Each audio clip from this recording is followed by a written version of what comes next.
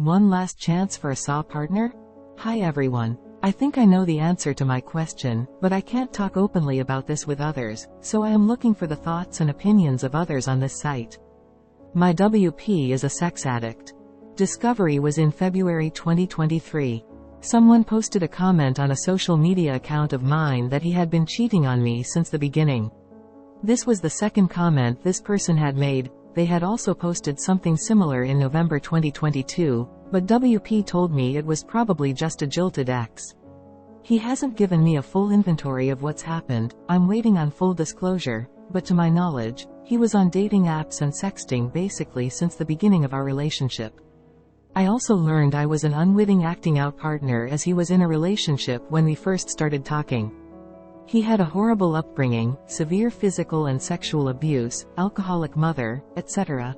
So I instantly had a lot of compassion for the fact he has an addiction, intimacy disorder. I also have had a lot of tragedy in my life that has overlapped with this event: sudden death of my father, followed by a contested estate administration involving my sister hiring a lawyer and accusing me of hiding money, followed by her estrangement, so I wasn't quite ready to take on more loss when I first found out. Up until recently, I was inclined to try to work things out even though we hadn't been together for that long, and we are long distance. Anyways, he's been in therapy with a CSAT since April 2023, but only sporadically in SAW meetings and doesn't have a sponsor. He keeps telling me that he and his CSAT are going to organize disclosure soon, which involves him joining a treatment group where he can read the disclosure first, but none of this has materialized. Add to that, he hasn't exactly been stellar in supporting me through betrayal trauma. He's very much stuck in shame and defensiveness. He also works a lot, which I believe has just become another addiction, coping mechanism. I have surrendered to the fact I have no control over him or his recovery, and because he hasn't pursued it with alacrity, I am pretty sure I am ready to move on. I truly think I would have been able to get over it if he had taken it more seriously, and put more effort into healing our relationship.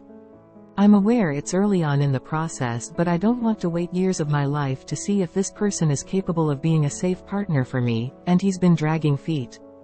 However, I can't decide if I should give him one last chance, i.e.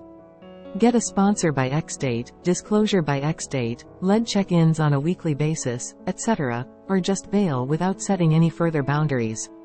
I don't want to blindside him and add to his abandonment issues, even if he has never been conscientious about my feelings.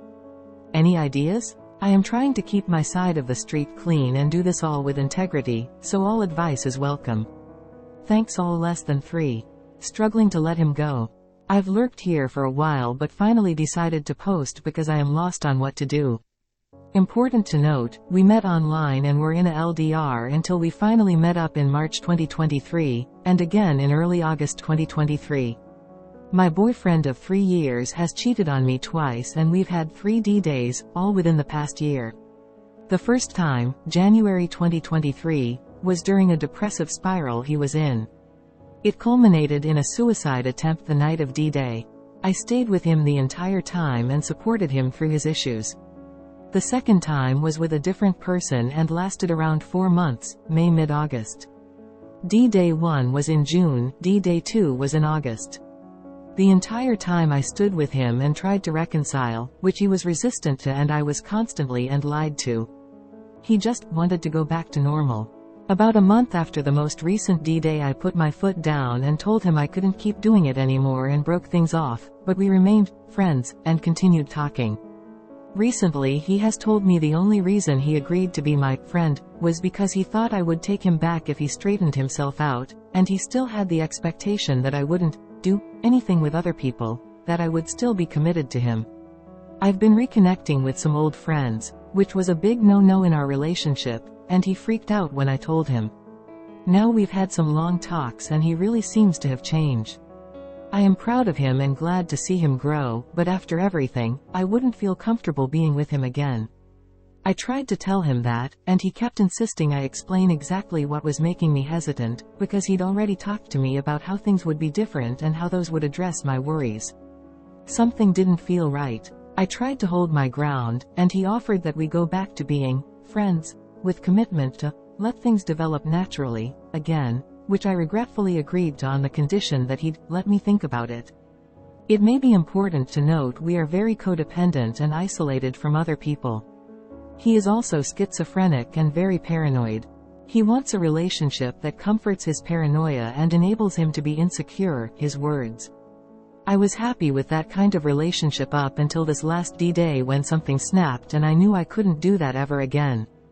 I can't be with someone who actively feeds their own insecurity and expects me to enable it, especially now that I know their projections. He is adamant that he doesn't want to change those specific expectations, which while I don't agree with, I respect. I've tried over and over and over to explain to him that I can't give him what he wants from a relationship anymore. He just asks if I miss what we were, if I still love him, if I care about him, etc. And when I answer yes, because I do, he can't understand how I can feel all of those things but still think we shouldn't be in a relationship. He tells me he doesn't want a life where I'm not his only source of happiness, that if I don't want the same that I can't possibly love him. He doesn't like the idea of friends. I am his only support, the only person he's close to, even though he knows I want him to be comfortable opening up to others. I've explained the pressure it puts on me and on himself, but he simply wants things to be that way. He wants us to have no one else. He doesn't want anything but me. I am terrified to hold my ground and break things off for good. I know he won't have anyone if I do, even though I've offered him my support as a friend. I desperately worry about his well-being and spiral when I think about what he might do if I leave.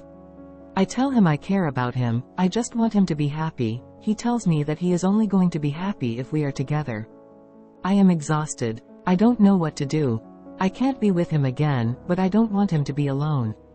I feel like I'm stuck in a corner. If anyone has advice or support, please help. Venting about my ex and stuff. I've been separated from my husband of 5 years since January 11, 2023. He left me, claiming he was unhappy and not receiving enough attention due to the time I spent with our daughter, 3. Before he left, we sold our home we bought when we first got married and profited around $80 minus $90K. Our banks have always been separated and at the time, I trusted my husband. He put the money in his account. We moved in with my family, rent-free, with plans to build a house on a lot that was given to us by my family.